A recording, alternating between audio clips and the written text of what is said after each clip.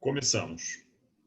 Ok, boa tarde a todas e a todos os participantes, a todos os ouvintes. Boa tarde a quem, por acaso, estiver assistindo essa palestra pelo YouTube posteriormente. A gente começa mais um evento do Grupo de Pesquisa e Estudos em Ciências Criminais e Direitos Humanos, da Faculdade de Direito da Universidade Estácio de Sá, campus Nova Friburgo. E no dia de hoje, a gente tem um convidado muito especial, que é o professor Carlos Souza. Ele é defensor público no estado do Mato Grosso e atualmente está terminando o mestrado dele em Ciências Criminais, em Ciências Penais em Coimbra, na Universidade de Coimbra.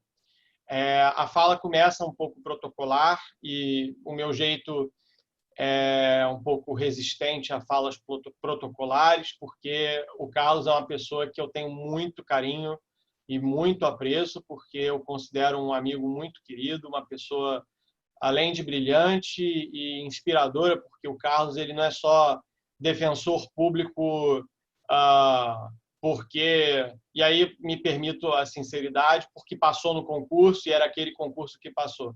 O Carlos é um defensor que inspira realmente as pessoas e os estudantes, porque ele tem um amor e uma devoção muito grande à instituição Defensoria Pública, e ele é definitivamente um dos defensores que mais honra e me dá muita satisfação de poder ver e poder saber que tem uma pessoa tão boa e de coração tão bom e tão técnico à frente de uma instituição tão importante, ainda mais no dia de hoje, tão importante para o Estado Democrático de Direito no Brasil. Então, é com muita honra, com muita alegria que eu queria apresentar aqui o Carlos. Ele vai falar sobre audiências de custódia e processo penal em tempos de pandemia de Covid-19, que faz parte do nosso projeto, do nosso grupo de pesquisa para esse semestre, que é discutir o impacto da pandemia nas ciências criminais. O Carlos, o tema dele de mestrado é justamente sobre audiências de custódia. Eu tive o privilégio e a honra de poder acompanhar parte desse trabalho, ainda que à distância. E ele tem uma ideia muito relevante, porque ele trabalha nesse mestrado o papel proeminente da Defensoria Pública em relação às audiências de custódia. Ele faz uma comparação com o cenário português e o acesso à justiça em Portugal. Então, ele faz um trabalho de direito comparado que é muito relevante para o Brasil, que nos ajuda também a quebrar alguns mitos e algumas que o estudante pode ter, Carlos, porque pouca gente conhece como o sistema é em outros países do mundo. E me permita dizer, e aí acho que você vai concordar, o Brasil é uma referência a se orgulhar nesse tema. Eu acho que isso é um ponto que nós, como brasileiros, temos realmente algo a dizer e bater no peito e nos orgulhar, porque em outros países do mundo o acesso à justiça não se dá da mesma maneira que previsto no Brasil, com as mesmas garantias e com a mesma disciplina normativa. Então, assim, é realmente muito emocionante para mim poder fazer essa apresentação, porque o Carlos é um amigo, é um profissional, é alguém que pensa o direito e o processo penal, e acho que tem muito a contribuir com o nosso grupo. Eu vou passar a palavra antes para a professora Samara e pedir aos alunos que estão começando aqui, alguns já colocaram o nome e a matrícula. Meus alunos de Estácio, quem precisar de hora AAC, por favor, a gente começou a gravar agora, então vou pedir a gentileza para colocar de novo o nome e a matrícula para a gente poder fazer o certificado de passar para a lista de horas AAC para o professor Thiago Petrucci. Ok? Samara, se você quiser tocar, por favor. Boa noite, Dani, que eu vim entrar aqui agora, Lucas também, nossos alunos. Quem não for aluno, seja bem-vindo ao conhecimento aqui do nosso grupo de pesquisa, que acredito que ficaremos para a história, porque manter um grupo de pesquisa já é difícil em tempos normais. Manter um grupo de pesquisa em tempos de pandemia são para os guerreiros, são para os fortes. Então, acredito que todos que estão aqui tem que receber esse crédito e esse merecimento. Os alunos que ainda não ingressam, não fazem parte, daqui a pouco estarão assim motivados a participarem. Um projeto novo, pioneiro no nosso campus em Friburgo, numa conversa muito sem pretensão, né, professora Milton? Surgiu a ideia e colocamos em frente aí o nosso projeto, o nosso sonho, para tentarmos passar aos alunos tanto a parte acadêmica, a parte de leitura, de estudo, quanto a parte prática, no que nos é possível. E, assim, esse semestre estamos tendo gratas surpresas de convidados aí, o mérito é todo do doutor Hamilton, que fora, não vamos colocar peso demais também em cima da pandemia, vamos ver o lado positivo, né? Então, seriam questões, seriam palestras, né, encontros que não seriam viáveis se não estivéssemos em pandemia e não fôssemos obrigados a recorrer aos recursos tecnológicos de forma obrigatória. Eu vou ser bem breve, não vou passar meu currículo, porque eu acho que de bom no meu currículo só tem que eu sou mergulhadora profissional. Fora isso, continuo aqui na minha humilde cadeira, esperando o palestrante com as suas contribuições e já o preparando, porque é um tema no qual eu trabalho, que muito me agrada e que o debate será rico. Obrigado, Samara, obrigado mesmo. E nem vem com essa coisa de mergulhadora, porque você é presidente da Comissão de Direito Penal de Nova Friburgo, que não é pouca coisa. Você faz um bem a muita gente e tem muita responsabilidade que se lida com brilhantismo. Carlos, vou te passar a palavra, mas eu queria só te dar um aviso, porque só para te lembrar que nós temos alguns alunos aqui que são de primeiro período, segundo período, alguns ainda não viram o processo penal, então, de repente, convém uma pequena introdução sobre a inserção da audiência de custódia, e eles têm aula normalmente a partir das 6h30. Então, só para você calibrar um pouquinho o tempo. Desculpa fazer esses avisos, mas é só isso mesmo. Te passo a palavra. Boa noite aí no Rio, né? Boa tarde ainda aqui no Mato Grosso. Queria agradecer o convite feito pelo professor Hamilton, que, na verdade, foi uma pessoa que eu tenho a elevada estima por ter me auxiliado na leitura da minha dissertação quando eu estava lá na Espanha, em Sevilha.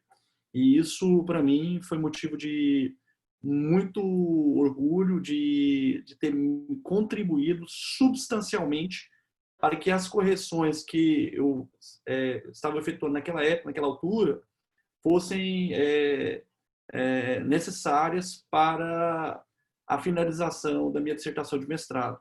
Tanto é que, nos agradecimentos, o Hamilton ganhou um destaque especial com um parágrafo desse agradecimento.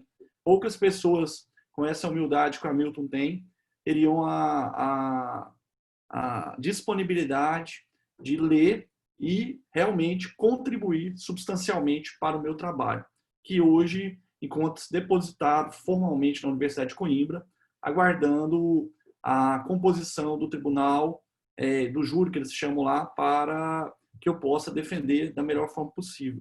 O Hamilton foi um incentivador, incentivou meu trabalho, deu confiança para mim, e durante a pandemia foi substancial isso para que eu pudesse finalizar.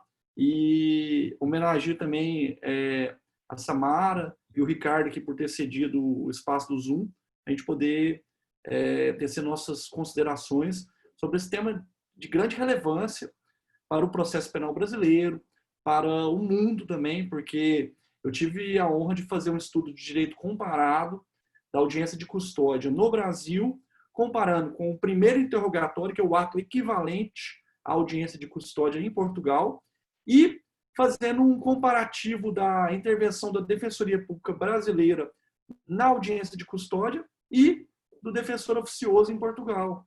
E aí, esse foi o tema norteador de toda a minha dissertação, que passou pelo acesso à justiça, debatendo tanto no Brasil quanto em Portugal, depois nos capítulos subsequentes, fazendo esses comparativos e chegando à conclusão, inclusive, da necessidade da criação de uma defensoria pública em Portugal, para que pudesse o quê? Incentivar a questão dos direitos humanos dentro do processo penal brasileiro. Então, bem isso, essa introdução, agradecimento a todos pela atenção despendida comigo. E aí, sem maiores delongas, passo a iniciar aqui a tratar para os alunos aqui sobre um ponto essencial que eu tenho aqui, é sobre o que é a essência da audiência de custódia. E aí, dentro dessa essência, eu vou traçar quais são as funções da audiência de custódia no processo penal brasileiro. A primeira delas é de suma importância, que é ajustar o processo penal brasileiro aos tratados internacionais de direitos humanos. Mais especificamente, o Pacto de São José da Costa Rica. Ele foi internalizado no Brasil em 92. E aí, pasmem os senhores, que de 1992 até 2015, nós não vimos nenhuma movimentação para que houvesse o quê? A internalização da audiência de custódia no processo penal brasileiro. Então, nós ficamos de 92 a 2015, 23 anos esse período, num completo esquecimento de que os tratados de direitos humanos têm aplicabilidade direta dentro do processo penal brasileiro e que não depende de lei para que houvesse essa internalização. E aí, então, a primeira função da audiência de custódia, portanto, é ajustar o processo penal brasileiro aos tratados internacionais de direitos humanos. Ou seja, possibilitar que a audiência de custódia fosse implementada no Brasil, porque o Brasil, ao internalizar o pacto, a Convenção Americana de Direitos Humanos, no seu artigo 7º, inciso 5º, que é o documento internacional normativo mais importante que eu posso citar aqui, sem se esquecer também do Pacto Internacional de Direitos Civis e Políticos, no seu artigo 9º, parágrafo 3º, esses dois dispositivos internacionais foram a base para que o Conselho Nacional de Justiça, em 2015, naquele projeto pioneiro da Barra Funda, apesar de que o pontapé inicial foi dado lá em São Luís do Maranhão, depois daquele fatídico episódio no presídio de Pedrinhas, foi se implementar de forma não sistematizada no Maranhão primeiro, mas de forma sistematizada foi feito pelo ministro, salvo melhor juízo, Ricardo Lewandowski, que fez um projeto pioneiro no Fórum da Barra Funda. E aí, desse momento, 2015 para cá, foi se implementando o quê? A interpretação de que os tratados internacionais de direitos humanos devem ser lidos sem necessidade de internalização deles pelo Código de Processo Penal brasileiro. E aí, portanto, então, a primeira função foi o quê? Compatibilizar o processo penal brasileiro aos tratados internacionais de direitos humanos.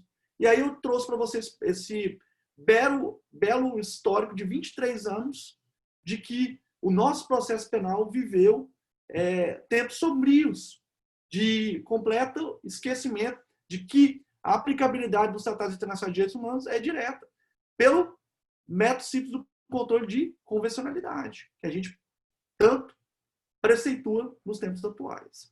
Segunda função, que é de suma importância também, é a prevenção e a repressão da tortura policial. Então, a função primordial da audiência de custódia é que, nessa audiência, o magistrado, ao olhar para o acusado que lá se encontra possa verificar in loco a ocorrência ou não da tortura policial naquele caso concreto. E aí, nessa audiência, vai estar participando também um promotor de justiça e um defensor público, caso o acusado não reúna condições socioeconômicas para efetuar. Quer falar? Carlos, só para explicar para os alunos, porque alguns não lembram ou não sabem como era o procedimento antes das audiências de custódia, a que o Carlos está se referindo, para quem não sabe, para quem não viveu esse período, muitas vezes, e o Carlos pode falar também porque ele tem mais experiência nisso, o preso, o juiz sequer tinha contato com aquela pessoa que muitas vezes foi presa em flagrante ou que foi presa por ordem de um mandado judicial. Ela sofria muitas vezes violência policial, a defensoria tinha contato, o advogado tinha contato com isso de maneira muito difícil de você instrumentalizar. A defensoria recebia muitas vezes o auto de prisão em flagrante de forma quase que protocolar, burocrática, não é? E isso fazia com que o processo penal era nada mais, nada menos do que uma sucessão de etapas sem o menor cuidado humano com aquele que estava sendo submetido antes ao processo. Né? Então, nesse tipo de situação, absurdos ocorriam. Né? E acho que aí o Carlos pode exemplificar, se você quiser, pode trazer talvez até questões práticas. Eu só te interrompi por causa disso. Desculpa, Carlos.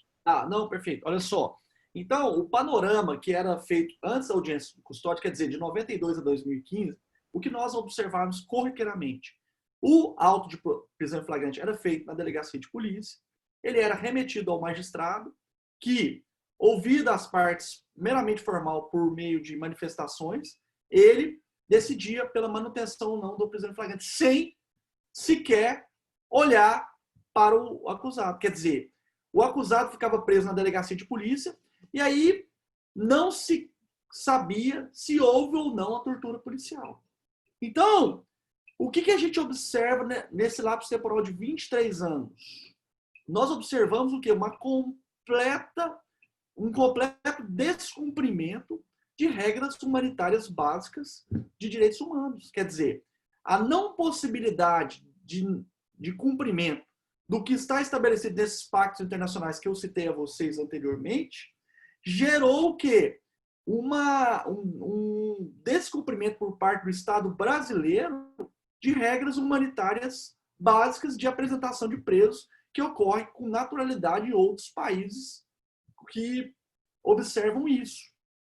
E por isso, exemplificando aqui, por exemplo, a gente vê casos de prisão em flagrante que perduravam por mais de 6 meses, quer dizer, e aí não haveria a possibilidade de haver uma avaliação em loco de como ocorreu essa prisão. Então, prendia-se muito naquele período, colocava-se a pessoa dentro do sistema carcerário sem ao menos saber se a colocação delas dentro do sistema carcerário ocorreu de forma correta, respeitando as diretrizes internacionais de respeito aos presos no tratamento disso.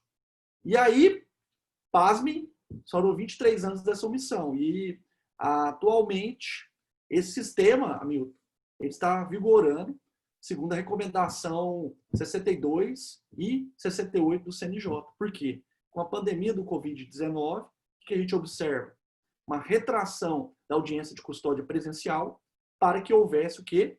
A implementação do sistema antigo, numa argumentação de que a saúde pública, em geral, prevaleceria numa ponderação de interesse sobre o direito de apresentação do preso. E isso eu vou debater mais à frente com vocês, que vai ser a nossa finalização sobre como está ocorrendo as audiências de custódia dentro do panorama da pandemia que nós estamos vivendo. Certo? Então, o segundo sentido da audiência de custódia seria essa prevenção e repressão da tortura policial. Mais à frente, terceira finalidade seria evitar as prisões ilegais e desnecessárias. Por quê? A gente observa que nossa população brasileira é a terceira mundial. Quer dizer, o Brasil prende com rigor, com grande parte das prisões devem ser reavaliadas por meio da audiência de custódia. Porque, num olhar atento, o magistrado pode perceber que foi uma prisão que não necessita, uma prisão em flagrante que não necessita ser convertida em prisão preventiva. E nesse caso, a função da audiência de custódia seria o quê? Entre aspas, diminuição da população carcerária, que foi um dos pilares para a criação do projeto da audiência de custódia no projeto piloto da Barra Funda, certo? Então, essas três finalidades, em suma, foram as que eu poderia citar aqui para vocês como finalidades essenciais da audiência de custódia no nosso país. E aí, debates também na doutrina sobre um ponto que eu queria tocar com vocês aqui, sobre a necessidade da audiência de custódia não só para prisão em flagrante, mas também para prisão preventiva. Quer dizer, em relação ao cabimento da audiência de custódia não sendo restrita para somente as prisões em flagrante.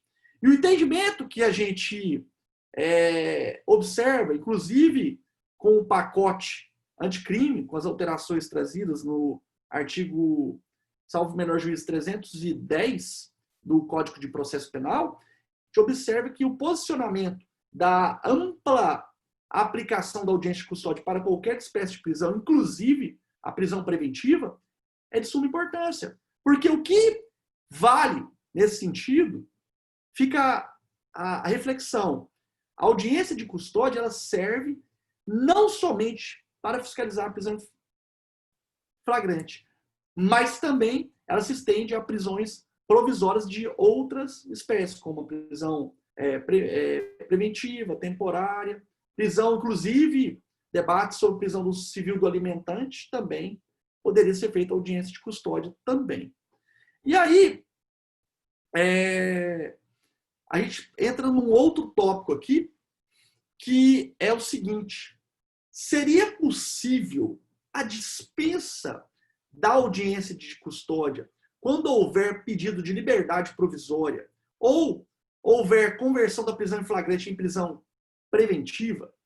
Ou seja, o Superior Tribunal de Justiça e alguns julgados debatissem a desnecessidade da realização da audiência de custódia caso houvesse uma fundamentação da conversão da prisão em flagrante em preventiva. O que, na minha humilde opinião, é uma afronta à própria finalidade primeira, a segunda, da audiência de custódia, que é prevenir e reprimir a tortura policial. Quer dizer, nós vemos o nosso Superior Tribunal de Justiça chancelando o entendimento de que, caso o magistrado fundamente a não possibilidade da realização da audiência de custódia, vai poder, no caso, dispensar a realização dela. Quer dizer, no Brasil, o que nós observamos dos entendimentos aqui do Superior Tribunal de Justiça que nós colacionamos aqui, é de que há uma tentativa argumentativa de justificar a não realização da audiência de custódia. Mas aí eu trago a reflexão seguinte: também não podemos ser extremistas. Há comarcas interioranas, que, por exemplo, no Mato Grosso, nós temos a comarca de Colniza. Ela fica mais de 1.000 quilômetros da capital. Quer dizer, há municípios que englobam a comarca de Colniza que ficam longe da comarca onde se realizada a audiência de custódia. Aí debate-se se a extrapolação do prazo de realização da audiência de custódia, nesse caso, ensejaria a nulidade do auto de prisão em flagrante. E aí, eu vejo que, no nosso país, a gente vai ter que fazer uma interpretação conforme a realidade local. Aí, num caso que eu cito aqui, por exemplo, de Colniza, e um município que é muito longe, decorrente do deslocamento, aí a gente vai ter que ver a possibilidade da realização da videoconferência nesse caso. E aí eu debato com vocês o seguinte: eu acho que a audiência de custódia presencial é de suma importância, mas a realização da audiência de custódia por videoconferência, em algumas circunstâncias, ela vai ser importante para que não haja a supressão desse ato processual tão importante do processo penal brasileiro. Aí eu debato a audiência de custódia no grupo aqui, com vocês, da seguinte forma. Será a audiência de custódia presencial o único e irrestrito caminho para que haja o respeito aos direitos humanos? Eu entendo que a realidade, por exemplo, mato-grossense, não é a realidade de outros estados, como Rio de Janeiro, que tem comarcas mais perto uma da outra. Aqui não, a gente tem comarcas realmente que tem estrada de chão, que tem o acesso dificultoso. E aí eu trago à tona o seguinte: seria a audiência de custódia presencial a única maneira de respeito aos direitos humanos nesse caso? Aí eu vejo que a gente vai ter que fazer uma interpretação conforme o princípio da proporcionalidade, até visando, nesse caso, resguardar a vida de vários operadores jurídicos, como juízes, promotores, defensores públicos, que tem que, às vezes, deslocar 300, 400 quilômetros num dia para a realização de audiência de custódia. Então, a gente tem que flexibilizar isso aí um pouco e tentar usar a informatização do processo penal para tentar, nesses casos específicos, não generalizando. Porque eu acho que a audiência de custódia presencial ela é de suma importância para a constatação de tortura ou não. Porque se não houver a realização de audiência de custódia presencial, a constatação da tortura ou não, ela se torna muito mais dificultosa. Porque o contato face to face, face a face, do magistrado para com o preso, é o olhar humano, que é muito facilitado quando a gente vê a presença do defensor público na audiência. Que, inclusive, no meu tema de dissertação, eu debato que a Defensoria Pública poderia até, na audiência de custódia, ser uma interveniente com custos vulneráveis no processo penal na audiência de custódia. Porque a gente vê, nas audiências de custódia, muitos advogados que não têm o preparo devido como um defensor público. E aí o defensor público, nesse caso, ao participar da audiência de custódia, poderia, numa intervenção supletiva, auxiliar no respeito aos direitos humanos o advogado que às vezes não tem um conhecimento técnico de como constatar ou não uma tortura no caso concreto. Então, trago esses questionamentos. Essa posição da audiência de custódia por videoconferência, ela existe duas posições. Uma que veda completamente e a outra que abarca como ok, pode ser realizado em casos excepcionais. Então, a posição que eu acho que vai prevalecer é a de que ela deve ser realizada em casos somente excepcionais. Porque se a gente generalizar a audiência de custódia por videoconferência, a gente vai acabar sepultando esse instituto tão nobre do processo penal brasileiro. E isso eu trouxe também o debate na minha dissertação de mestrado. Que lá em Portugal, o primeiro interrogatório não pode ser realizado por videoconferência. Eu trouxe esse dado, trazendo a citação até do Código de Processo Penal, lá do livro que comenta o Código de Processo Penal português. E outro ponto importante que eu debato com vocês aqui, são pontos instigantes da audiência de custódia, é se na audiência de custódia a gente pode converter numa audiência de instrução e julgamento. Quer dizer, vamos aproveitar, portanto, olha só, o entendimento de alguns juízes, promotores, que eu cito aqui, saudoso estado do Acre, que lá encontra minha irmã, que é promotora de justiça no estado, na comarca de Rio Branco. Mas esse caso da conversão, eu cito o exemplo da comarca de Chapuri, que ficou paradigmático no nosso meio jurídico. Lá na comarca de Chapuri, eles aproveitaram a audiência de custódia e fizeram todo o processo penal abreviado, que eu chamo aqui processo penal fast food, no dizeres lá de Landstreck, Jorge Berron, no artigo publicado no Conjur, recentemente. Esse processo fast food, o que significa?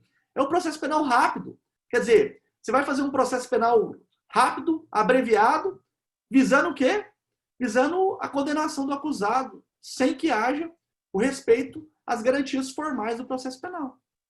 E aí, esse debate dessa conversão ela traz duas posições. Uma que pode, porque seria uma forma de economia processual, de celeridade processual, seria uma forma de abreviar o processo.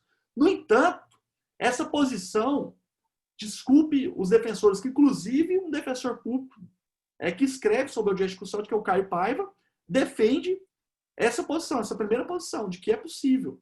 Ele cita o caso, o Caio Paiva, de que ele trabalhava basicamente lá no aeroporto de Guarulhos, e lá nós tínhamos a prisão em flagrante de vários traficantes que iam para o exterior, que eram estrangeiros. E ele entendia possível aplicação da audiência de custódia, ou seja, da conversão da audiência de custódia em instrução e julgamento, fazer tudo de uma vez só, para que houvesse a condenação daqueles acusados que já eram réus confessos, para que pudesse ser aplicada a liberdade a eles já naquela audiência e evitasse que o processo demorasse. Esse é o argumento do Caio Paiva, nesse caso. No entanto, a segunda posição, que veda isso, eu acho que é mais importante, porque a natureza jurídica, ou seja, o que é audiência de custódia para o direito, ela é um instituto que visa a fiscalização da ocorrência ou não da tortura policial dentro do processo penal brasileiro. E ela não é possível de se aplicar as regras do processo ordinário ali, de coleta de prova, etc. E aí, com a reforma trazida pela pacote anticrime, fatídico pacote anticrime, eu acho que essa posição segunda vai acabar prevalecendo, sepultando a primeira, que inclusive era defendida por Caio Paiva. E aí, eu acho que esse processo penal fast food aí que eu disse a vocês, é um processo penal que contraria as garantias do processo penal brasileiro. E com isso, eu entendo por bem não aplicar essa abreviação. Eu acho que tudo no processo penal que você leva uma aceleração, tentativa de condenação a qualquer custo, você corre o risco de condenar um inocente que, às vezes, no calor de ser preso injustamente, acaba confessando um fato que ele não fez. E no processo penal, mais vale a absolvição de um culpado do que a condenação de um inocente. Isso é o que eu acho pertinente em relação a esse processo fast food. Então, a reflexão crítica é de que esse processo penal fast food pode levar a muitas incongruências e muitas injustiças, que é o que nós, operadores jurídicos, que a Defensoria Pública é pioneira nisso, amigo, como instituição que mais demanda nos tribunais superiores brasileiros. Em recente palestra, o defensor público de São Paulo, Rafael Munerati, que é um dos defensores aguerridos, principalmente naquela temática das ADCs lá, em relação à prisão em segunda instância, debateu recentemente aqui num congresso na nossa Escola Superior da Defensoria Pública de Mato Grosso, sobre a importância da Defensoria Pública nesse cenário, de ser aquela instituição que visa evitar as injustiças, inclusive com um manejamento de recursos extraordinários, especiais e HCs junto aos tribunais superiores. Daí a importância que há da implementação de todas as defensorias públicas com assento em Brasília, que a Defensoria Pública do Rio de Janeiro é uma delas, e a de São Paulo, sim. E a de Mato Grosso ainda um pouco incipiente nesse cenário, entendeu? E aí, passando, então, a audiência de custódia por videoconferência, debati com vocês os dois posicionamentos de que se é possível ou não, e eu acho que, em hipóteses excepcionais, vai se chegar à conclusão de que é possível a audiência de custódia por videoconferência. Perfeito? Alguma dúvida até agora? Nesse momento, eu passo a tratar com vocês o seguinte tema. Se houver uma prova se o réu for preso em flagrante e, ao se apresentar ao juiz, constatarmos a tortura, essa prova que ele ensejou, se ele foi torturado, seria caso de relaxamento da prisão automático. E aí há duas posições. Os mais extremistas dizem, poxa, se ele foi torturado, já é uma violência policial. E essa violência geraria automaticamente o relaxamento da prisão? E aí a segunda posição debate. Não podemos justificar uma ilegalidade com outra. Teremos que ver se houve ou não os preenchimentos dos requisitos da prisão preventiva no caso. E aí, debato que, se houver uma tortura emblemática, que foi o caso que o Eduardo Newton, defensor do Rio de Janeiro, citou uma petição, acho que uma reclamação que ele propôs lá no STF, de um preso algemado sem os dois braços. Vocês acham que uma situação como essa, por si só, já não caracterizaria a nulidade da prisão? Desculpa a interrupção, professor. Pode falar. Fiz uma live com o professor Eduardo Newton e que ele fala exatamente sobre esse caso. Eu também. E o juiz manteve, inclusive temos a súmula do STF, né, onde restringe o uso da prisão pelo condenado, pelo réu, inclusive pelo preso, né? Ele agora tem que ser justificado o uso da algema. Então o réu tirava a todo momento a algema e colocava, ou seja, não tinha sentido nenhum mantê-lo algemado enquanto o juiz persistia ali na utilização de algemas, né? Mesmo em afronta à súmula do STF, onde restringe a utilização de algemas. Exatamente, esse caso aí que o Eduardo Newton citou para nós é um caso bem emblemático de que a violência do Estado brasileiro, nesse caso em relação à prisão desse indivíduo, causa espanto, porque prender uma pessoa com algema sem os dois braços já seria caracterizado uma própria ilegalidade que ensejaria o próprio relaxamento da prisão, como a punição para o Estado não realizar prisões arbitrárias dessa forma no futuro. Seria uma forma do processo penal ser educado à luz dos direitos humanos? E os direitos humanos, nesse caso específico, teriam sido respeitados, e eu acho pertinente que passe a haver o relaxamento de prisões dessa magnitude, para que possa o processo penal brasileiro se adequar efetivamente aos tratados de direitos humanos. E aí, invocando a teoria dos jogos lá do Alexandre Moraes da Rosa, eu acho que seria um jogo do Estado penal brasileiro de que ele deve fazer a prisão de forma correta. Não fez o relaxamento, eu acho que é o caminho adequado para que haja um processo penal educativo aos tratados internacionais de direitos humanos. E se não houver o respeito à risca dos tratados internacionais de direitos humanos na prisão do acusado, o caminho é a ilegalidade e a punição dos policiais ou agentes estatais envolvidos em prisões como essa, que contrariam, inclusive, a súmula vinculante do STF, que não possibilita a utilização de algema em casos como esse. Então, por si só, já me causa estranheza uma prisão dessa magnitude. E também não poderia deixar de tecer uma homenagem ao Eduardo Newton, que é um grande defensor aí do Rio de Janeiro, aguerrido, que na época da atuação na audiência de custódia, não sei se ele está mais, ele depois diversas reclamações diretas ao STF, questionando a violência na audiência de custódia ocorrida aí no presídio de Benfica. Se bem que no Rio de Janeiro funciona numa central de flagrante, que é em Benfica. Eu não sei muito bem como funciona, mas ele explica sobre isso.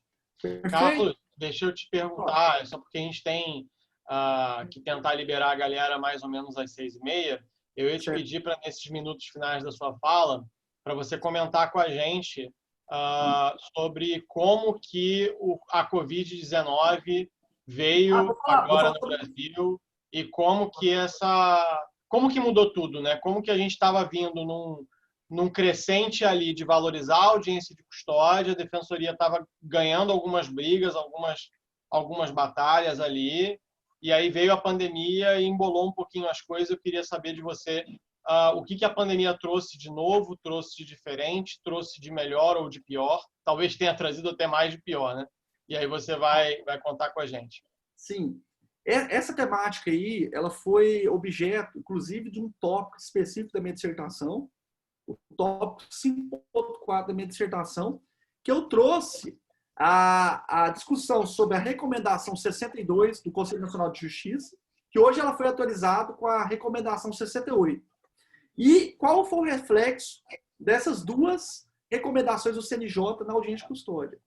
A ocorrência da pandemia em fevereiro, março ali, trouxe uma mudança jurídica na postura do Conselho Nacional de Justiça em relação à realização presencial das audiências de custódia. Por quê? Houve uma ponderação do CNJ. Eu não vou realizar audiência de custódia presencial porque eu corro o risco de trazer gente de fora e levar a Covid-19 para dentro dos presídios. Então, a justificativa foi que a realização presencial das audiências de custódia podia incrementar a contaminação dentro dos presídios ou cadeias públicas brasileiras. E aí, o Eduardo Newton brilhantemente propôs a reclamação 40461 no STF, questionando a ausência de realização de audiência de custódia presencial no STF. E aí a gente não tem uma decisão ainda, mas o que prevalece é essa recomendação 62, que recomenda que não se realize a audiência de custódia de forma presencial. E aí, o reflexo da Covid-19, da pandemia, no processo penal brasileiro foi que houve uma retração do respeito aos direitos humanos dentro do processo penal brasileiro. Porque numa justificativa de não alastração da pandemia dentro dos presídios ou cadeias públicas brasileiras, foi-se deixando de lado o sistema da realização da audiência de custódia, voltando àquele sistema antigo que o Hamilton indagou na primeira fala de intervenção dele, do sistema cartorial, que é o papel, e agora, com o reforço agora da recomendação 68, que modificou a 62, para que, se for no papel, tenha o direito ao contraditório, que a Defensoria Pública e a defesa sejam ouvidas previamente. Porque com a recomendação 62, os magistrados estavam aplicando o sistema sem sequer ouvir a defesa. Então, o Conselho Nacional dos Defensores Públicos Gerais propôs a modificação da resolução 62 para que a 68 fosse colocada em vigor, possibilitando o contraditório, visando o quê? Que o preso, pelo menos, ao menos, possa resguardar o seu direito. E também que possa haver entrevista do defensor para com o preso, podendo ser até por videoconferência. Porque essa entrevista... Carlos, a Samara tinha levantado a mão, acho que ela quer fazer uma observação. Pode falar, Pode Samara. fazer, Samara. Por favor. Professor, primeiramente, o retrocesso não é indiscutível que exista, mas eu acredito também que a audiência não presencial, não só na custódia, mas na IJ e em qualquer outra audiência, não apenas criminais, mas as cíveis também, elas tiram o principal instrumento de trabalho do advogado. Elas tiram a arma do advogado. que é exatamente a argumentação direta, eficaz e, às vezes, aquele feeling que a gente tem naquele momento da audiência para rebater com o juiz, levantar a mãozinha, pedir pela ordem, excelência e mandar ali a sua argumentação, que às vezes surge no momento. E o instrumento de trabalho do advogado é a palavra, é a voz, é a argumentação. Em uma audiência não presencial, o seu próprio cliente já vai se sentir constrangido. Quiçá um advogado, ou um advogado, como o próprio doutor falou, um advogado não muito experiente. Então, ao meu ver, e eu gostaria de saber a sua opinião, eu acredito que também venha a tolir muito a efetividade, a eficácia da atuação profissional do advogado. Samara, perfeita a sua consideração, ponderação, porque na audiência presencial, a gente constata que o magistrado tem realmente de ouvir atentamente os argumentos trazidos pela defesa. E a audiência de custódia é realmente trazer a cara. Esse cara a cara com o magistrado é a hora que você vai olhar para o preso e ver que ele está com hematoma e vai falar lá, a tortura existiu. A prisão, nesse caso, ela salta aos olhos a ilegalidade dela. Então, eu acho que a argumentação presencial, ela vai se esvaziando com essa pandemia. O reflexo que eu vejo dela no processo penal, da pandemia em relação à audiência de custódia e outras audiências em si, é que houve um retrocesso da defesa no processo penal, da capacidade de argumentação defensiva na audiência de custódia ou outra qualquer, para que se possa coibir a violação a direitos fundamentais. Então, a gente vai ter que pensar numa forma futurística aí da volta da audiência presencial paulatina para que a gente possa restabelecer a ordem do respeito aos direitos e garantias fundamentais no processo penal brasileiro. Professor, e outra pergunta, não sei se o senhor congrui com a minha opinião, mas a audiência de custódia, de acordo com o artigo 310 do Código de Processo Penal, ela tem que ocorrer em até 24 horas após a prisão.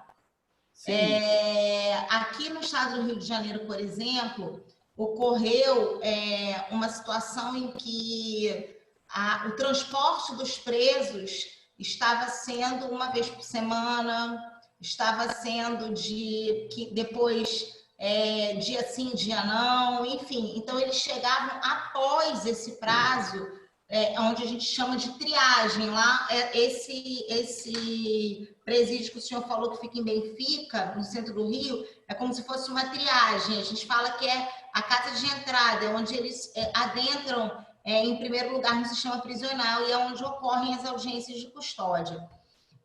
O senhor acredita que uma audiência que não ocorra nesse prazo, ela se torne legal? Samara, ótima pergunta. Então, ao não respeito do prazo de 24 horas, agora tem um subterfúgio lá no próprio Código de Processo Penal que fala que se houver uma fundamentação idônea, vai poder o magistrado argumentar. Eu acho que esse prazo aí, de forma rígida e estanque, eu acho que ele não vai prevalecer. Vai depender das circunstâncias do caso concreto. Cito aqui o exemplo Mato Grosso, mais uma vez, que é um estado muito grande, comarca de Coniza, 1.000 quilômetros, um município que esteja a 200, 300 quilômetros, torna-se possível respeito a esse prazo.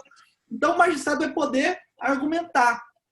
E a depender dessa argumentação, vai haver ou não ilegalidade. Então, eu acho, Samara, o respeito irrestrito ao prazo, ele não vai prevalecer.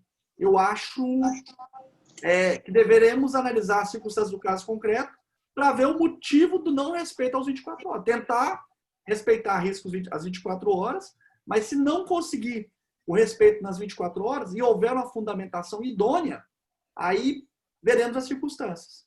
E aí... Só para interromper e colocar uma questão também importante, é que mesmo nessa hipótese do CPP, que eu concordo com o Carlos, eu acho que é razoável, sim, desde que de forma fundamentada e de forma evidente que em estados que têm uma certa precariedade nessa questão, comarcas muito distantes, é evidente que o prazo de 24 horas ele vai ter que ser flexibilizado de alguma forma. Mas não foi isso que o Supremo decidiu recentemente, porque o atual ministro-presidente do Supremo Tribunal Federal, Luiz Fux, ele suspendeu, me corrija se eu estiver errado, ele suspendeu a eficácia desse dispositivo como medida liminar naquelas ações de inconstitucionalidade nesse aspecto do pacote anticrime. O que, eu não sei se vocês concordam, mas é algo extremamente grave, porque essa disposição, a gente pode até criticar, mas ela é até razoável. Ela não está propondo nada de irrazoável, nada de irrealizável. E, no entanto, o Fux quase que ele canetou a suspensão desse trecho de maneira quase que refratária ao Instituto da Audiência de Custódia. Ele assumiu uma postura absolutamente refratária à efetividade desse direito. Não sei se você vai concordar, se vocês vão concordar comigo. Eu não concordo, professor Hamilton. Me perdoe a audácia. Por que eu não concordo? E já colocando aí as minhas primeiras palavras que eu teceria um pouco depois. Ao meu ver, e como advogada militante há muitos anos na área, para mim, eu não sei se o professor Dr. Carlos concorda, a audiência, ao meu ver, na prática, a defesa do cliente começa em sede policial. Isso não tenha dúvidas nenhuma. Porque, por mais, eu já perdi um júri de legítima defesa por causa de uma frase que um cliente falou em delegacia antes de eu assumir o caso. E perdi o júri por 4-3. Isso dói no meu coração até hoje. Se ele não tivesse dito aquela bendita frase, ele estaria absolvido por legítima defesa. Mas, no final das contas, eu consegui aí uma lesão corporal seguida de morte, 2 anos e meio regime aberto. No final das contas, deu tudo certo. Mas a defesa começa em sede policial. Sim. E a continuação dessa defesa, para mim, ao meu ver, ela se estende até a audiência de custódia. Com certeza, o primeiro objetivo da audiência de custódia é ver se os direitos humanos estão sendo ou não respeitados, é ver se o preso está sendo ou não alimentado, se ele sofreu ou não violência ou agressão policial. Inclusive, é uma das primeiras coisas que eu pergunto. E depois eu tenho, se sobrar tempo, eu tenho até um caso para contar de uma audiência de custódia que eu fiz, que foi bem interessante, mas só se sobrar tempo. Mas a continuidade da defesa, a primeira parte aí da defesa pós instância policial, vai para a audiência de custódia, que inclusive nada impede que, além dos norteadores principais da audiência de custódia, eu possa requerer uma liberdade provisória, como eu já consegui muitas vezes a liberdade provisória em audiência de custódia. Então, às vezes as pessoas não entendem ou acham o Instituto ainda relativamente novo, que é só para ver se houve agressão. Não, também é um exercício de direito de defesa, ali do réu, do condenado, do indiciado, enfim, e que pode ser de grande valia se o advogado souber trabalhar a questão da liberdade provisória, porque ali é o primeiro momento dele ingressar com força e falar que os requisitos para conversão em prisão preventiva não estão presentes no caso. Enfim, fazer a sua primeira defesa ali naquele momento.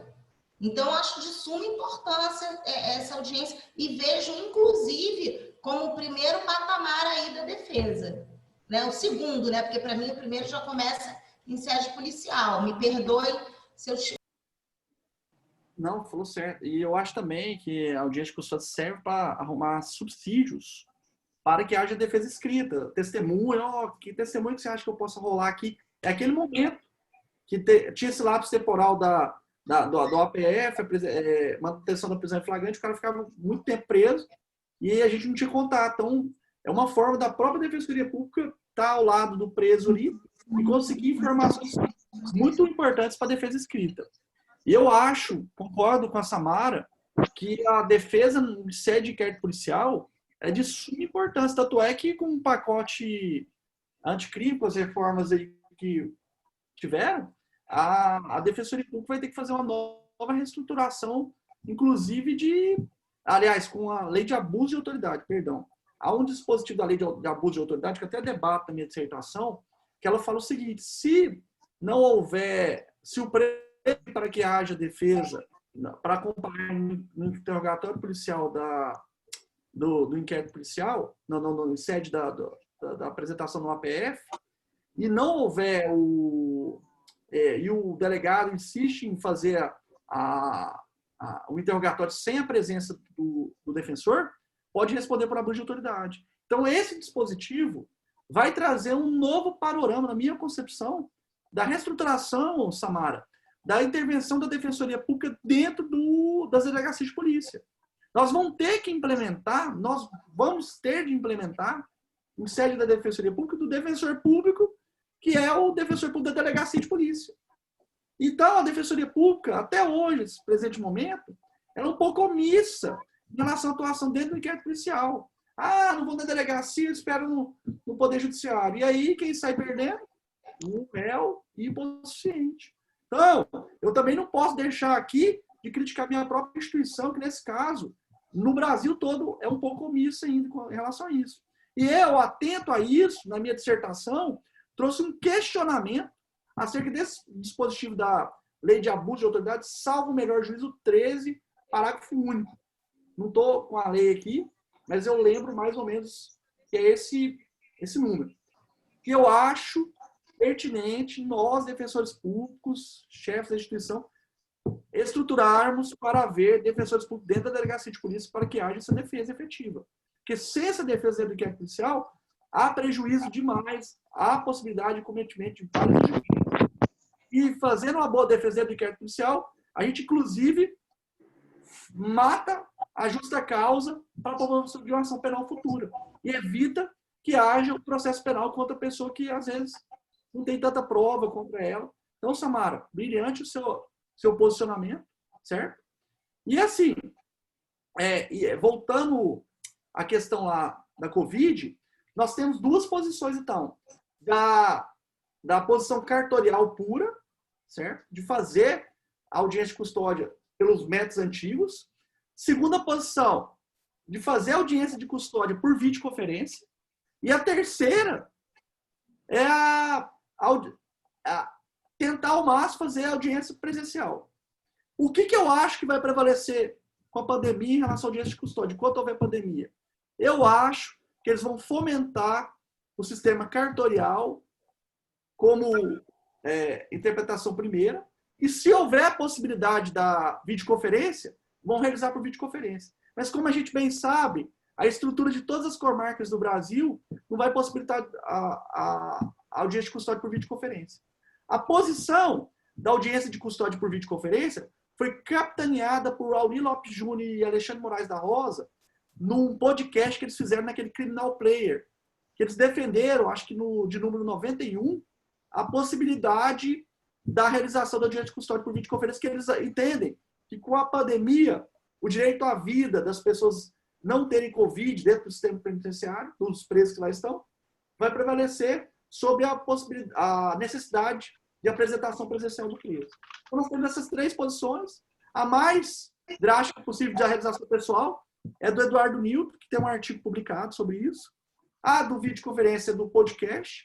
E a do cartorial é trazida agora pela recomendação 68 do CNJ, que inclusive fomenta a 62, dizendo que tem que haver um contraditório e a possibilidade da remessa para a defesa do exame de corpo de delito antes da decisão final, para que a defesa possa verificar se houve tortura ou não. Senão a gente estaria fazendo uma coisa que tornasse impossível a ocorrência de tortura. Aqui no estado do Rio de Janeiro, professor, as audiências de custódia, antes mesmo da pandemia, já ocorriam por videoconferência. Sim. Já então, existia. Assim, e aí eu debato com vocês, será a videoconferência o caminho ideal só na pandemia e pós-pandemia? Eu acho que pós-pandemia temos que voltar ao sistema presencial. Com certeza. Porque se a gente vai contrariar... Na pandemia é até aceitável por ser uma excepcionalidade. Sim, né? até justificável. Mas em pandemia... Mas não perpetuar essa prática, né? Que já vimos aqui que é prejudicial. Gente, eu ia pedir só uma gentileza. Carlos, são 6h08 agora. Eu queria passar, de repente, para as suas considerações finais ou o que você gostaria de deixar. E aí a gente abria para os alunos e para os participantes, para quem quiser participar, fazer uma pergunta. Vou concluir. Então, assim, concluindo aqui a minha fala, eu digo o seguinte: o Tribunal de Justiça do Rio de Janeiro é um dos tribunais da Federação Brasileira que mais descumpre a realização de audiência de custódia. Então, finalizo dizendo o seguinte: a audiência de custódia, no momento, ser feita por videoconferência, ok. Mas o Tribunal de Justiça do Rio de Janeiro, após a pandemia, continuar descumprindo reiteradamente as regras de direitos humanos, aí não dá. E aí eu acho que tem que começar a haver punição por abuso de autoridade desses magistrados que são relutantes nisso, punições administrativas, porque não dá para o Tribunal de Justiça do Rio de Janeiro continuar sendo da forma que é. E aí, eu rendo minhas homenagens aqui ao Deodoro Nito, que tanto combateu as arbitrariedades do Tribunal de Justiça do Rio de Janeiro, e eu acho corretas as reclamações propostas por ele, e finalizo dizendo que foi um prazer imenso ter debatido com vocês essa temática, e gostei muito das indagações feitas, e me coloco à disposição para qualquer outra indagação dos alunos e dos palestrantes, dos convidados aí. Isso aí. Parabéns, Carlos, pela exposição. Já deu uma prévia da sua dissertação, da sua defesa lá em Coimbra, que não tenho dúvida que vai ser brilhante e vai ser um momento muito legal. Se for por vídeo, provavelmente vai ser por videoconferência, né? Você não deixa de me mandar o link quando você tiver. Eu acho que provavelmente vai ser no formato do YouTube, porque eu vi algumas defesas de doutorado lá. Vou passar e, se vocês tiverem interesse, eu todos convidados, não há problema. Que bacana. Que bom, que bom. Gente, então vocês estão à vontade para fazer alguma pergunta. Eu só queria pedir uma gentileza para esse momento se tornar mais intimista. Somos meros 34 participantes, isso dá uma sala pequena. Quem tiver vontade de fazer uma pergunta, de questionar algum ponto, de tirar alguma dúvida também, fazer isso, por favor, por áudio ou ligando o vídeo também para poder se identificar. Aproveitar a presença do Dr. Carlos aqui, porque é um momento que, como a Samara bem colocou, a gente não teria, talvez, a possibilidade de fazer isso se a gente estivesse no momento presencial. Então, seria muito bacana que quem fosse fazer perguntas se apresentasse, conhecesse também o Carlos aqui, que de super boa vontade, com um carinho enorme, se dispôs a conversar com a gente. Então, passo a palavra para quem quiser, para quem falar, por favor. Lucas levantou a mão. Vamos lá.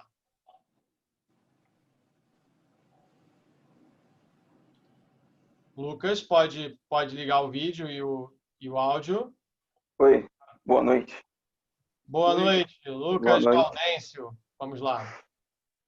Bom, eu estive lendo aqui, eu achei uma certa semelhança entre o artigo 6º, inciso 1º, e o artigo 58A, parágrafo 1º, que diz que a audiência de custódia se dá logo a partir quando o réu, né, é levado do local, para que se mantenha... Qual lei você está lendo, por favor, só para a gente fazer referência? Eu vi aqui na relação entre o artigo 6º, inciso 1, e o 158A, parágrafo 1º. Mas da onde? Do CPP? CPP. Ah, tá. Beleza, beleza. É porque eu vi uma certa relação aqui que diz que é para preservar o local, né?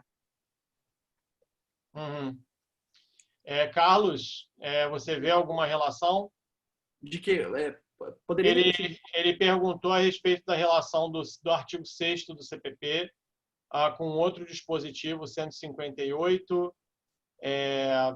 Enfim, não sei se você também vê essa relação. Não, em relação ao diante de custódia, Lucas, poderia precisar mais a pergunta, que eu acho que eu não compreendi bem a... Eu não sei se eu consegui expressar, mas o que eu vi aqui? Que a autoridade policial tem que se dirigir ao local para não se alterar o estado do local do crime. Lucas, vê se é isso que você quer perguntar. Eu acho que eu entendi a sua pergunta. Diz respeito à cadeia de custódia, inclusive trazida aí pelo pacote anticrime, né? Pela agilidade para que essa audiência de custódia seja feita, exatamente para manutenção e preservação das provas? Mais ou menos isso, porque a audiência de custódia, então, pelo que eu entendi, já ocorre quando a autoridade policial chega no local, né? Porque, na verdade, Lucas, pelo que eu entendi, é o seguinte, se a ocorrência do fato delituoso, tem que ser feito o exame de corpo de delito naquele momento. Então, a polícia técnica chega lá para evitar que haja o sumiço da prova naquele momento, haja prisão do acusado naquele momento e ele seja levado à audiência de custódia em até 24 horas. Então, eu acho que é salutar a audiência de custódia para preservar, inclusive, a apresentação dele para verificar se nesse interregno temporal houve a tortura desde esse momento do local do fato até a apresentação dele para a autoridade judicial. Perfeito? Acho que foi isso. Uma outra pergunta também, uma dúvida que surgiu, quando ocorre de fato essa tortura por parte do policial, ou da autoridade policial que seja, o procedimento, um dos primeiros procedimentos a tomarem, se encaixa de acordo com a lei de abuso de autoridade? Sim, porque se não se toma as providências para que seria o exame de corpo de delito, para que se realize, para que verifique a ocorrência da tortura, a autoridade judicial pode até responder por abuso de autoridade caso não faça essa providência. Então, de salutar a importância a realização do exame de corpo de delito para constatação disso aí. Só isso mesmo. Falou. Obrigado. Obrigado. Gente, mais alguém com alguma dúvida? Alguma colocação? Não? Eu queria... Renan. Ô, Renan. Eu queria parabenizar o Carlos, a Samara Taíde, o Hamilton pela live incrível e parabenizar o Hamilton pela conquista. Beleza, obrigado. Se tem alguma dúvida com o Carlos ou com qualquer um de nós? Não, só parabenizar mesmo. Tá bom. Ricardo, tem alguma dúvida? Não? Então, aproveitando esses 15 minutinhos, Hamilton, abusado do jeito que eu sou, você sabe que eu não poderia deixar de falar. Doutor Carlos, eu passei por uma custódia há pouquíssimo tempo, em que é muito bonito, né, nós estudarmos direitos humanos, é muito salutar, é indispensável, mas na prática o doutor sabe que isso não funciona muito bem. Porque aqui, por exemplo, na comarca onde eu atuo mais, nas comarcas onde eu atuo, Niterói, Friburgo, principalmente no Rio de Janeiro, quando há a ocorrência de violência policial, o próprio preso não fala. E o próprio juiz não manda averiguar. Por quê? Porque esse preso tem família. E as pessoas que o agrediram conhecem a família dele. Então, eles ficam temerosos em falar. E uma vez eu cheguei até a discutir com o juiz sobre isso. porque o juiz perguntando insistentemente, e ele falou, doutora, se eu falar, a minha família morre. Eu vou ser preso, eu vou ser solto, mas a minha família vai morrer.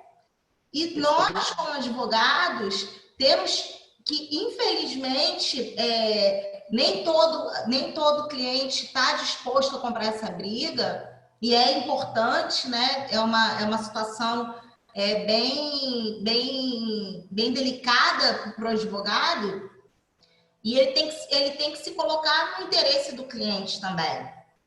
Em contraponto as nossas próprias convicções. E uma vez o magistrado lá importunando, falando, e eu falei, excelência, o senhor não entende que se ele falar ele vai ser morto?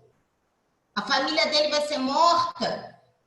Eu estou até aqui pedindo a liberdade provisória dele, mas não vai adiantar nada ele conseguir a liberdade provisória se ele saindo aqui do fórum ele vai ser morto. Então, houve ou não houve abuso da autoridade policial? Visivelmente houve. O que aconteceu, meu filho? Eu caí da escada, doutor. Foi essa a questão, a última audiência de custódia, inclusive, que eu fiz. É uma violência policial, né? Eles têm essa praxe. Você vai me denunciar, eu vou te matar. E no Rio de Janeiro, realmente, a violência policial é bem apurada, né? Então, isso na prática mesmo, aí fica complicado até dar uma opinião aqui. O que a gente faz num caso desse? Porque ter o direito à vida posterior da pessoa realmente é difícil. Porque a gente sabe que se ele denunciar o policial, ele vai ser visto como denunciante, e o policial vai dar um jeito de sumir com essa pessoa. Eu tenho uma dúvida. Eu oriento a ficar quieto, doutor. Eu oriento a ficar quieto. Fala assim, deixa que vamos pedir sua liberdade provisória, vamos preservar a sua vida de sua família. Né? Eu acho que uma questão dessa aí, Samara, melhor ficar calado. Até suprimindo regras processuais aí. Porque o Estado não vai poder dar resguardar desse preso no futuro, né? E não. Aí... Carlos, eu tenho uma pergunta para te fazer. Nesse período de pandemia de Covid-19, você que está com essa ponte Portugal-Brasil, como é que tem sido lá em Portugal? As audiências têm ocorrido virtualmente ou não? Como é que, de certa maneira, a pandemia impactou lá? Hamilton, essa informação não tenho, porque como eu voltei de lá quando a pandemia estava iniciando lá, eu realmente não perdi o contato. Posso mandar até uma mensagem para um amigo advogado português, perguntar como está sendo realizado e te responder posteriormente. Realmente não tenho informação suficiente para te dar. Porque lá, a questão, a gente não tem sites igual o Conjura aqui, que informa como está realizando. É um pouco mais fechado o sistema jurídico português, inclusive em relação às audiências. Engraçado, eu fiz um mestrado em Coimbra, fiquei 2 anos fazendo mestrado e não tive uma aula prática de processo penal. Não visitei nenhuma cadeia, então eu acho que deixou um pouco a desejar a parte prática. Que eu senti falta disso, sabe? Que eu trouxe essa parte prática na minha dissertação. Eu vou mandar essa pergunta e te respondo posteriormente. Não, tranquilo. Samara, mais alguma dúvida? Colegas? Não é porque eu estou perguntando que vocês não podem perguntar, gente. Quem tiver ainda alguma dúvida... Eu queria já encerrar a minha participação aqui, tá? Deixando meu agradecimento à professora Hamilton, ao professor Carlos. Vou ficar até o final para ouvir as perguntas dos alunos, mas já me calando, porque eu tenho que me controlar, professor Carlos. O senhor sabe que, né, assim, eu sou voraz por informações, e ainda mais informações. Uma excelente professora pelas intervenções brilhantes, ponderações, e tem que parabenizar também por... Carlos, Ricardo Calmona, aluno do nosso grupo de pesquisa. Boa noite, gostaria de saber como se dá na prática a investigação acerca da violência policial. Se o judiciário, em regra, se utiliza da recomendação da investigação não ser realizada pela própria polícia para investigar a polícia, conforme a Corte Interamericana, no caso Favela Nova Brasília versus Brasil. Então, legal. complementando, inclusive, a pergunta do Ricardo, situação prática, o defensor viu o preso cheio de hematoma, cheio de problema, o que ele pode fazer, o que ele faz, o que existe à disposição dele. Acho que é um pouco essa a pergunta do Ricardo também. Sim. Ué, nesse caso, constatada a violência policial, o defensor vai ter que peticionar, solicitando a realização de exame de corpo de delito e vai solicitar para que o preso não seja transportado pelo mesmo policial que efetuou a prisão. Então, essa peculiaridade deve ser feita pelo defensor, a fim de que, se o cara que prendeu ele vai transportar ele, ele vai ser agredido, certamente. Então, tende a haver essa preocupação de que o policial, se houver notícia de tortura, não seja o mesmo que efetuou a prisão, que leve ele até o estabelecimento prisional, caso seja mantida a prisão. É isso aí. Ok, beleza. Gente, mais alguma questão, alguma coisa? Eu queria tomar, então, já que não estou vendo, Carlos, vamos fazer a nossa propaganda do seminário aqui com o pessoal. Já que você é da instituição patrocinadora, você pode convidar, acho que fica muito legal se você convidar. Então, liberdade de expressão. Da conversa tida com o Hamilton, desde lá de Coimbra, foi um artigo que eu publiquei, ainda não, um artigo elaborado como disciplina obrigatória de direito penal sobre a discussão se o desacato é ou não inconvencional, ou é ou não ilegal. A gente debateu sobre a liberdade de expressão dentro do direito penal brasileiro. E aí, nessa discussão, eu conheci o Hamilton e falei para ele: Hamilton, nós vamos realizar um seminário. E esse seminário sobre a liberdade de expressão e o direito penal brasileiro vai ser realizado na semana que vem, na segunda-feira, dia 28, terça-feira, 29 e dia 30 de setembro, virtualmente, pelo Google Meet, pela Escola Superior da Defensoria Pública do Estado de Mato Grosso. Vocês podem efetuar a inscrição no link que o Hamilton vai enviar para vocês. E também, a Escola Superior da Defensoria Pública do Estado de Mato Grosso tem um link no YouTube, que vai ser transmitido ao vivo para vocês. Mas, para efeito de certificação, vocês têm que fazer a inscrição no link que o Hamilton vai mandar para vocês, efetuar o login pelo Google Meet e, se quiserem assistir pelo YouTube também, estarão convidados. Será um seminário com grandes nomes aí do Rio de Janeiro, principalmente, e terei um enorme prazer de receber vocês lá, tá bom? É bem isso. Esse seminário eu já combinei com o professor Thiago Petrucci, vai valer horas AC. A gente provavelmente vai fazer alguma lista, ou vocês vão apresentar o certificado do evento depois. Usem esse link que eu coloquei aí para vocês, é o link de inscrição no evento. Eu estou vendo com os alunos de Penal 1, eu vou dar o aviso amanhã, mas eu pretendo permitir aí, de repente, uma pontuação extra na AV1. Então, de repente, na forma de relatoria dessas mesas, são 3 mesas que a gente vai ter de palestrantes.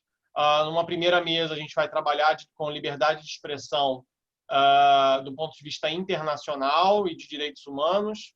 Na segunda mesa, vão ser professores trazendo pesquisas atuais do direito constitucional, principalmente, sobre liberdade de expressão. E na terceira mesa, que eu tenho muito orgulho de mediar, vai ser a mesa em que a gente vai discutir liberdade de expressão e o delito de desacato. Porque, recentemente, o Supremo Tribunal Federal entendeu pela recepção do delito de desacato no direito brasileiro, e esse é um delito que eu e o Carlos concordamos, é um delito vago, é um delito com uma expressão que acaba reduzindo a possibilidade do sujeito se manifestar. Ele se torna um instrumento de opressão policial também, de violência policial. Então, são vários aspectos que a gente vai ter nesse seminário. A gente vai ter também professores de outras áreas, vão ter professores de filosofia, da sociologia também. Então, assim, está um evento interdisciplinar e acho que pode valer muito para vocês. Circulem com os colegas, eu vou circular a partir de amanhã para não encher muito o saco de vocês com o evento, com um monte de coisa. E aí fica um pouco essa a dica. Ok, gente? Alguém gostaria de fazer alguma consideração final, alguma coisa? Agradecimento? Olha, um beijo a todos, agradecendo a todos os participantes. Um prazer conhecer presencialmente o Dr. Carlos aí por uma segunda oportunidade de ter a oportunidade de ouvir as suas ideias, a sua fala. E eu estou correndo porque eu vou entrar em outra live agora. A Samara agora tem uma live pela Comissão de Penal de Friburgo. Começamos pela da e depois eu dou aula. Boa live, boa noite aí, tudo de bom. Viu? Um abraço. Obrigada, obrigada. Tchau, tchau, gente. Boa noite para todos.